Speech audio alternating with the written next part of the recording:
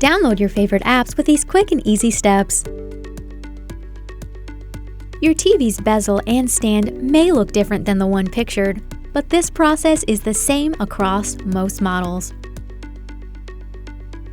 Connect your TV to the internet and sign into your Samsung account.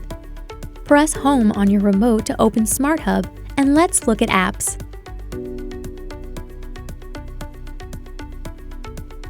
Find an app you like and select it. Can't find what you're looking for? Search for it using the magnifying glass.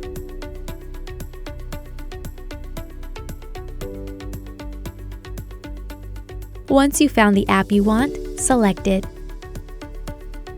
Read a brief description about the app and check out a preview of some of the app screens. Like what you see?